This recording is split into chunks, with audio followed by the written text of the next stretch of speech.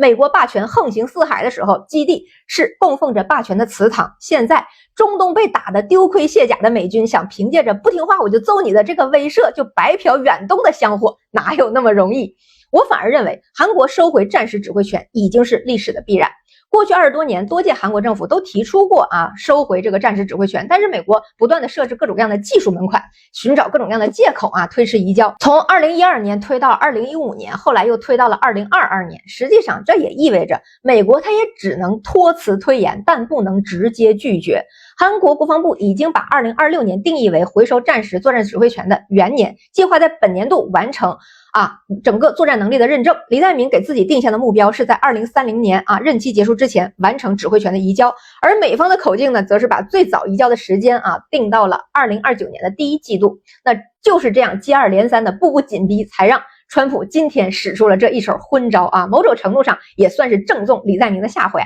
本来他就是想通过表态不愿意被绑在美国的战车上，给北边邻居示以诚意。结果大统领此举无异于在宣布，确实我这个小弟跟我不是一条心。他对韩施压的角度是，如果你不听话，我就支持你的对手，到时候你拦得住北边的脚步吗？可是首先美军不是还在韩国吗？除非美军自己撤走，不然朝方绝不可能相信。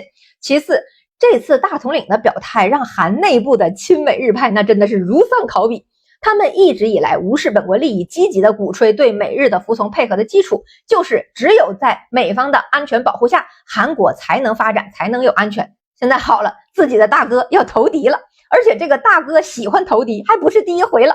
大家现在看看欧洲各国，面对着一直跟大俄穿一条裤子的北约盟主，那是欲哭无泪这一手简直就是在给李在明清理尹锡悦的亲美余孽递杀虫剂地缘博弈往往手段就是结果。收回战时指挥权真正的价值，不是韩国跟美国掰手腕能不能赢，而是借势将美国的力量推出区域事务有没有可能的问题。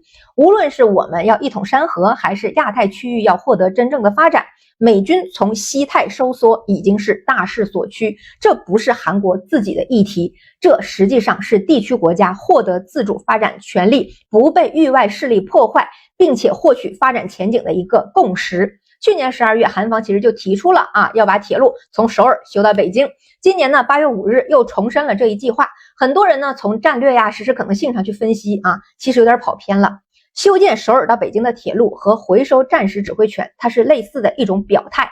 关键不是现有的条件能不能实现，而是明白告诉全世界自己的新选择究竟是什么。以金丝雀之躯验证纸老虎的威胁的成色，这些要求一旦被提了出来，美国霸权的金身本就裂了。结果特朗普还把脑袋从裂缝里伸出来说，你再不听话我就不跟你好了。这下大家都懂了，真的裂了。铁路是什么？是地缘政治学的祖师爷麦金德强调的陆权的动脉。陆上大国一旦有能力通过铁路调动资源在区域内流动，它的控制力就会触达铁路的所到之处。所以欧亚大陆桥、泛亚铁路网为什么那么重要？那是大国力量的七经八脉。所以那是一条铁路的事儿吗？那是一个表态，是我想跟亚洲人民一起发展区域经济的表态。